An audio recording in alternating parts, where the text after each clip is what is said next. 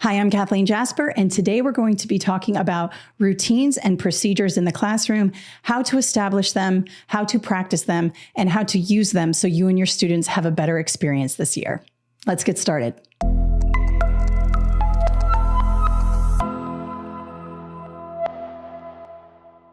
As humans, we love our routines and procedures. We can't live without them. Even the ones that we initially don't like an exercise routine or a healthy eating routine, end up becoming really important to us. Think about it. When you go on vacation and you're completely off the rails and you're out of your routine, don't you say to your family or friends, I can't wait to get back home and get back into my routine. It's just the way we are as human beings. Even my dog loves her routines. She knows when it's 5 o'clock and it's time to eat. She knows what time she goes out for a walk. It's just part of the way we are. So why not apply that same thing for our classrooms? And it makes for better classroom management and a better experience when we establish these routines and procedures early and practice them so that students can meet our expectations. They want structure. They're dying for it. So make sure you give your students and yourself that structure you both need so you can have an awesome experience during the school year.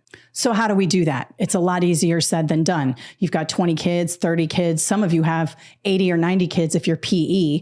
You have so many students in the classroom. And so how do you get all these kids to do what you want them to do? Well, it's pretty simple in practice, and these simple approaches work as long as they are practiced and reinforced over and over again. So first thing you're going to want to do is figure out what routines are very, very important to your classroom. For example, entering the classroom is probably one of the most important procedures or routines. We want to make sure that students come in quietly, respectfully, so that you don't start your class off in chaos. So you are going to figure out what type of routine or procedure you want students to do when they walk in. Perhaps you're an elementary school teacher. So when they come in, they put their backpacks down or their lunchbox down and they put it in the cubby and they come and sit down at their desk, or maybe they grab their folder from the shelf or whatever it is. Think about what that procedure is and make sure you have it in your mind. In a perfect world, what would my students do? And just start to think that and list it down. Number 1, walk over the threshold quietly and respectfully. Number 2, put your backpack on the hook, your lunchbox in the cubby. Number 3, walk over to the folder station and grab your folder. Number 4, come and sit down at your desk. You may say, gosh, that's pretty explicit. I mean, isn't it common sense that they would go and sit down? No. It's not common sense. I assure you, even with adults, it's not common sense. Be sure that you have in your mind the explicit instructions you want to give your students and then write them down step by step on how you want them to happen. Now, once they've grabbed their folder or they've come into the classroom and sit down, then they have a small mini assignment. That was really important for me as a teacher. So I would have something on the board. I called it the bell ringer, and it would have the date, today's date on it. You might have it in a folder for elementary school students, whatever it is. They have some sort of individualized work that they are going to do quietly, silently, and on their own. This is not talk to my friend next to me. It's not group work. It is individual work because I needed that time to take attendance, get ready, set up my things, and get ready to go for the class. I needed it quiet. I don't need chaos. I don't want chaos, and neither do they. So this is individual work, and I make it very clear that it is individual work. So in my mind and on my little list, I have that down. Individually do the bell ringer on the board. Now, don't forget the last part. In a perfect world, you are going to want students to remain quiet, even if they finish their piece of individual work before anyone else does. This is a problem a lot of teachers run into. They forget that some students are going to race through the work and be like, I'm done. I'm going to socialize now. And they start talking to their peers. We don't want that. So there should be another step in a perfect world. If the student finishes early, the student will do this. So maybe it's take out their book and read that on their own. Maybe it's work on another assignment that they have in your classroom. Whatever it is, make sure there is a little follow-up activity so that they are kept busy and stay quiet when you need them to remain quiet. And finally, in a perfect world, you would then get done doing what you need to do, the housekeeping tasks and the administrative tasks that you need to do. You stand up from your desk, you walk to the front of the room, and that's when your students look up at you and wait for instruction. Then it is time to actually communicate this to your students. Once you've come up with your procedures and routines, you've written them down, you've sort of walked through them in your classroom. Now it's time to, how would I list these out for my students explicitly so they know exactly what I want them to do? So in clear, plain language, you are going to list them. You might have them written on the board. You might have them as a handout. Either way, both ways are good. So it just depends on what you want to do.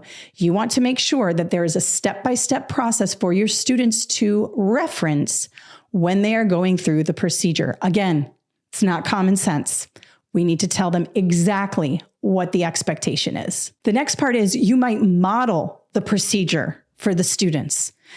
Modeling is very powerful. Give them an example. So walk through the door, put your backpack down, put your lunchbox in the cubby, walk over and get the folder. If you're a high school student, walk in, sit down, look at the bell ringer on the board. You might say, oh, I finished early. What do I do now? Oh, let me take out my book and read silently. Am I talking to my shoulder partner? No, I am not. I am staying on task. I am quiet. I am waiting for instruction from the teacher. Now, once you've communicated it step by step, talked about it step by step, modeled it step by step, now it's time to practice it step by step. And so you're going to get up from the desks, head outside, and enter the classroom, going through the steps. You might even have to call it out. All right, you just did step 1. What's step 2? Put the backpack down. Awesome. What's step 3? Grab the folder. Great. Grab the folder, sit down. What's step 4? Open the folder. What's step 5? You go through it over and over again. Then you might release them to try it on their own. Okay, let's go back outside the door and let's try it on your own. I'm going to stand right here and you guys try to do it on your own. And they come in, and it's a hot mess. And you think to yourself, we just went over this. I gave them instructions. I modeled it. I did everything. Well, it's not enough. They have to practice it again and again and again. So, they come in, some of them do it, some of them don't. And you say, okay, guys, that was a good first step, but you certainly did not meet my expectations. Let's try it again. Take them outside, have them come in, do it again and again and again and again until they get it, and they will. And once they get that procedure and routine, then you can move on to the next one. The third thing is lists, checklists, things like that work. So if you have a procedure that you really want students to know and understand, make it into a checklist where they can check things off. People love to check things off a list. Having it projected on the board is great. Having it printed for them and in their folder so they can review it if they forget the procedure. You might be 3 or 4 weeks in and it's not written on your board anymore. You might say, hey, Sarah, go ahead and open your folder for me and check that checklist and see if you're meeting all those things on that checklist. They'll say, oh yeah, I forgot I'm supposed to do this. So anytime you have a series of steps, I recommend putting them in a checklist and printing them out and having them for your students to have. The other thing is you might have to revisit these procedures and routines. So let's say at the beginning of the year, the first week, you have practice coming in to the classroom. Students got it. They're doing great, right? So we're on week 2, week 3, and then week 4, you notice kids are coming in, they're horse playing, they're not doing what they're supposed to be doing. That's when you stop. You go back over the procedure and routine and you practice it again. Take them outside, bring them back in, take them outside again, bring them back in. And finally, the most important thing is don't move on to learning until the students have these procedures and routines down. Now, I did mention that before learning can happen, there has to be good classroom management in place. All right, so just to recap, you are going to think about the 3 to 5, 10 procedures and routines you want to have in your classroom. Obviously, elementary school teachers are going to have more routines than a high school teacher, but I want you to think in your mind, what do I want students to do? walking in the classroom, perhaps cooperative learning, centers, whatever it is, figure out those pieces of the day that you're going to need students to follow a procedure. Next, you are going to write down, in a perfect world, how would your students act? List every single step. Don't skip any steps. Don't think common sense. Oh, they should know that. Nope, nobody knows it. Write it all down. Next, you're going to actually walk through it and see how it works. Does this work? Okay. Will there be a bottleneck here? I don't know. Just go ahead and walk through it and see if it works and see if you skipped any steps. Next, you're going to modify it and write it out in simple language so that students understand it and can follow it. So quick and easy sentences, very direct, very to the point, so students can meet the expectation. Next, you're going to model the process. Students are going to sit there. They're going to look up at you. They're going to watch you come in the door. They're going to watch you put your backpack down. They're going to watch you grab the folder, and you're going to maybe model it a couple of times. Who knows? Just make sure you model the procedure. You're going to review the procedure. Make sure you communicate exactly what these steps are and how they're going to do it. And then next, you're going to practice it. This is when the students are going to get up and do the procedure and see if they meet your expectation. Remember, they're probably not going to meet your expectation the first 1, 2, 3, 4, 10 times. However long it takes, you're going to keep practicing it until they get it. And then the following day, you're going to do it again. You're going to practice it again and again so that the procedures and the routines are drilled down and they know exactly what to do.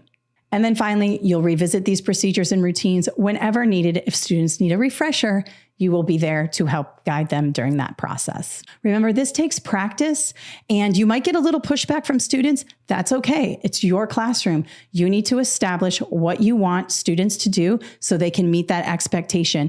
And one last thing, celebrate success. When your students do what you ask them to do and they meet the expectation, congratulate them. Let them know how good that makes you feel and how much better your classroom is going to run because they did the procedure and routine. Let them know how important this is in order for them to have the best learning experience possible. Thank you so much and have a great day.